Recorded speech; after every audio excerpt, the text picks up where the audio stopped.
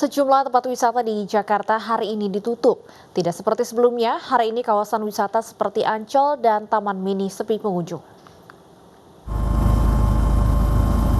Inilah pantauan udara dari helikopter milik polisi yang memantau kawasan wisata Ancol, Jakarta Utara.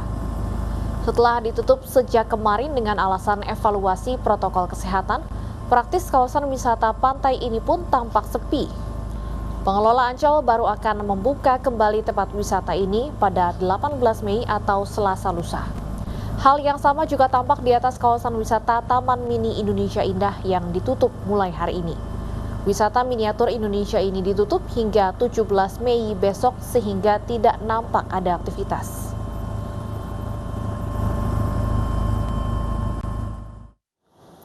Taman Mini Indonesia Indah ditutup mulai hari ini hingga Senin besok. Banyak calon pengunjung yang kecewa karena tidak mengetahui penutupan tersebut.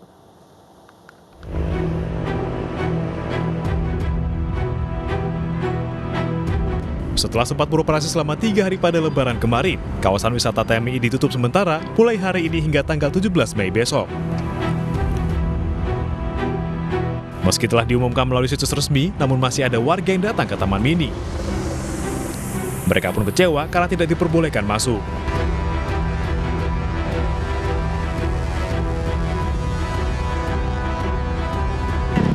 Nggak tahu infonya, setahu saya kan yang di Banten kan tutup semua, kayak Anyer, Carita gitu tutup. Yang di sini kan kemarin buka.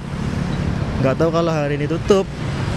Karena masih ada masyarakat yang dia belum tahu yang mana Taman Mini ini tutup, sehingga dengan keberadaan petugas bisa menghimbau, menyampaikan kepada masyarakat yang akan datang. Sehingga pengunjung yang sudah membeli tiket online dapat mengajukan pengembalian uang dengan menghubungi wahana terkait. Selama penutupan, Taman Mini melakukan penyemprotan disinfektan di seluruh kawasan.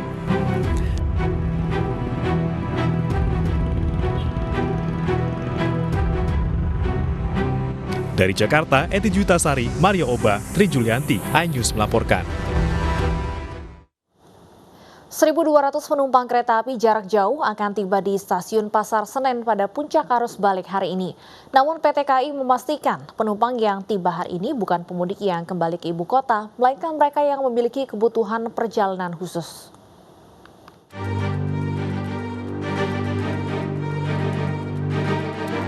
(1.200) penumpang yang akan tiba di stasiun Senen hari ini merupakan penumpang dari stasiun keberangkatan Purwosari, Purwokerto, dan Tegal, Jawa Tengah dengan menggunakan 3 kereta api jarak jauh.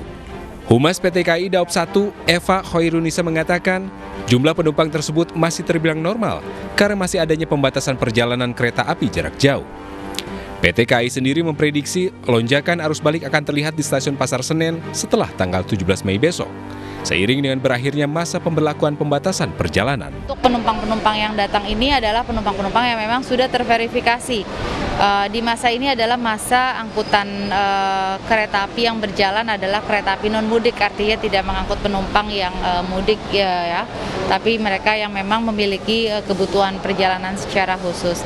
Sampai dengan tanggal 17 Mei, Eva menambahkan, untuk tes acak antigen sendiri tidak dilakukan di stasiun Pasar Senen karena pemeriksaan kesehatan dan dokumen perjalanan sudah dilakukan di stasiun keberangkatan.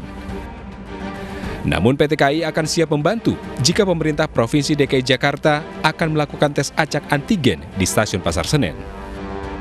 Stasiun Pasar Senen sendiri masih melayani keberangkatan kereta api jarak jauh, namun dengan pembatasan dan pemeriksaan persyaratan penumpang yang ketat. Dari Jakarta, Steven Patinama, Muhammad Zulkarnain, iNews melaporkan. Seorang bocah yang asik bermain TikTok di Bekasi, Jawa Barat diperkosa perampok. Diduga pelaku lebih dari 1 orang.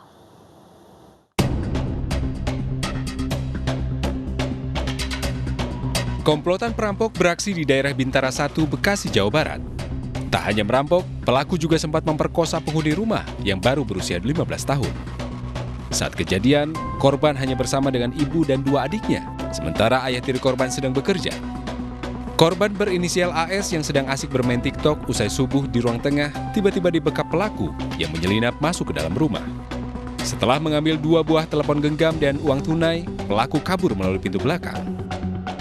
Hasil dari pengecekan memang mengarah di bagian belakang rumah. Ya kebetulan di situ adalah kebun yang kemudian menyambung dengan area seputaran jalan tol. Nanti akan kita dalami lagi terkait dengan hasil dari kerjaan yang baca tadi. Mungkin ada bukti-bukti lanjutan yang bisa kita gunakan sebagai bahan yang untuk mengungkap fakta dari tindak pidana tersebut. Polisi mengerahkan anjing pelacak untuk mencari jejak pelaku. Pencarian dilakukan mulai dari dalam rumah, lalu ke belakang rumah hingga ke dalam tol Jor. Dari Bekasi, Jawa Barat, Rahmat Hidayat, iNews melaporkan.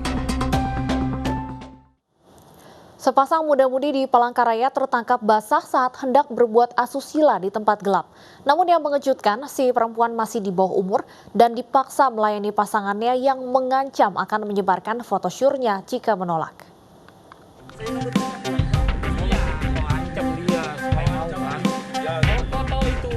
Pasangan remaja ini tertangkap tangan oleh tim Raimas Ditsamapta Polda Kalimantan Tengah saat hendak berbuat asusila di tempat gelap Jalan Abdul Haris Nasution, Palangkaraya. Keduanya kedapatan duduk di motor dan nyaris tanpa busana. Saat digeledah, polisi menemukan obat terlarang dari tangan sang pria. Pasangan remaja ini datang dari Kabupaten Pulau Pisau. Sang pria sengaja membawa kekasihnya ke Palangkaraya tanpa izin hanya untuk berkencan. Namun sang perempuan mengaku dibawa kekasihnya dan dipaksa melayani dengan ancaman akan menyebarkan foto asusilanya jika menolak. Dua muda-mudi yang duduk di atas motor ternyata dalam kondisi yang akan berbuat mesum karena celananya sudah kondisi turun. Keduanya pas kita datangin mereka buru-buru memakai celana. Saat kita lakukan interogasi ternyata yang bersangkutan dari Pulau Pisau, yang cewek diancam akan disebarkan foto dalam kondisi setengah bugil kalau tidak mau melakukan hubungan suami istri. Pasangan muda-mudi yang tertangkap mesum ini kemudian dibawa ke Polres Palangkaraya untuk diperiksa lebih lanjut dan dipanggil orang tuanya untuk menjemput.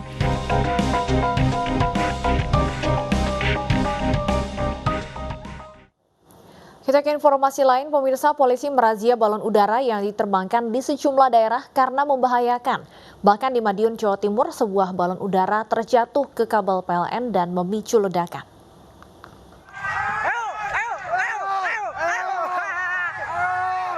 Sebuah balon udara berukuran besar jatuh menimpa kabel listrik dan menimbulkan ledakan di Desa Kepet, Kecamatan Dagangan, Madiun, Jawa Timur.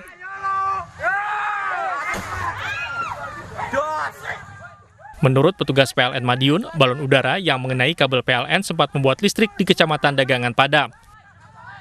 Menaikkan balon udara memang menjadi tradisi di sejumlah daerah, namun membahayakan, sehingga menerbangkan balon udara tidak boleh sembarangan.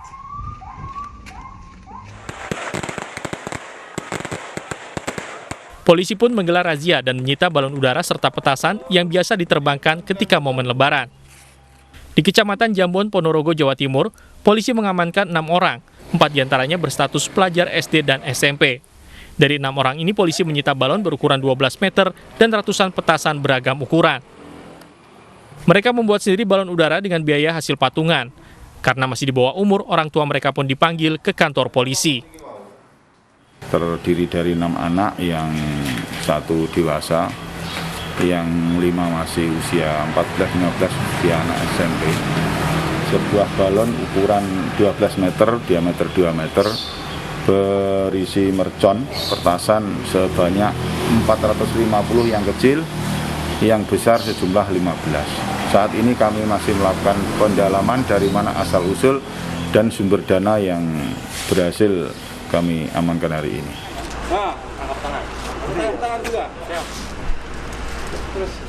Penerbangan balon udara secara liar dilarang karena membahayakan, diantaranya mengganggu aktivitas penerbangan. Dalam Undang-Undang Nomor 1 Tahun 2009 disebutkan penerbangan balon udara liar dapat dikenai sanksi penjara paling lama 2 tahun dan denda paling banyak 500 juta. Karena banyaknya tradisi menerbangkan balon udara di sejumlah daerah, polisi menggelar razia sejak awal Lebaran dan telah menyita lebih dari 50 balon udara. Tim Liputan iNews melaporkan. Badan Keamanan Laut Bakamla menangkap kapal pencuri ikan berbendera Vietnam di perairan Natuna Utara. Kapal Vietnam tersebut berusaha melarikan diri ketika dipergoki tengah mencuri ikan.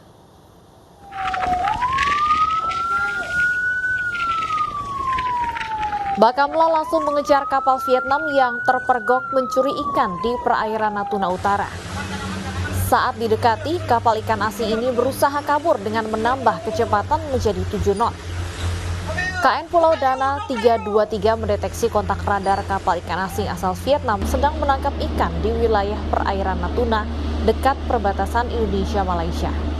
Kapal ikan asing ini ditangkap karena sudah memasuki wilayah Indonesia. Kapal ikan asing berbendera Vietnam ini kemudian dibawa ke Pangkalan Pengawasan Sumber Daya Kelautan dan Perikanan atau PSDKP Batam.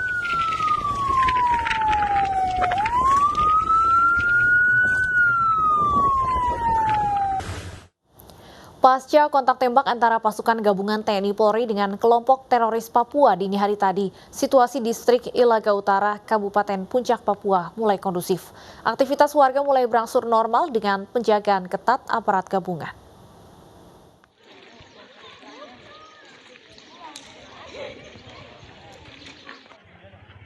Aktivitas warga di distrik Ilaga Utara, Kabupaten Puncak, Papua kini berlangsung normal. Namun aparat keamanan TNI Polri yang tergabung dalam Satgas Nemangkawi terus melakukan patroli rutin dan melakukan pengamanan di wilayah-wilayah yang dianggap rawan. Hal ini dilakukan untuk mencegah adanya gangguan susulan yang dilakukan oleh kelompok teroris Papua. Saat ini saya berada di kios-kios di pasar distrik Ilaga, di mana untuk aktivitas pasar distrik Ilaga hari Minggunya untuk para pedagang libur, namun untuk kios-kios sendiri mereka masih membuka aktivitas jual beli mereka.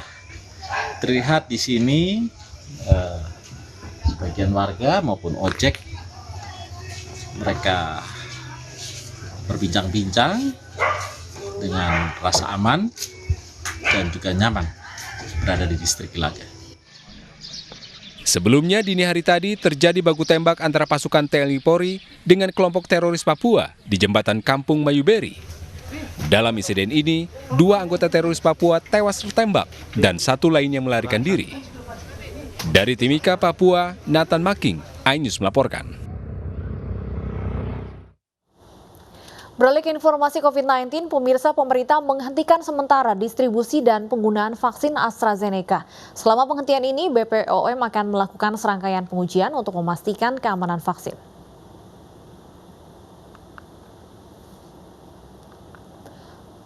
Vaksin AstraZeneca yang dihentikan sementara distribusi dan penggunaannya adalah vaksin yang termasuk dalam kumpulan produksi CTMAV 547. Kumpulan produksi ini berjumlah 448.480 dosis dan bagian dari 3,8 juta dosis vaksin yang diterima Indonesia 26 April lalu. BPOM akan melakukan pengujian toksisitas dan sterilitas selama 1 hingga 2 pekan ke depan hingga dipastikan aman. Meski demikian, vaksin AstraZeneca dari kumpulan produksi lain akan tetap digunakan. Kemenkes menyebut berdasarkan data Komnas KIPI hingga saat ini belum ada kejadian orang meninggal dunia akibat vaksin COVID-19.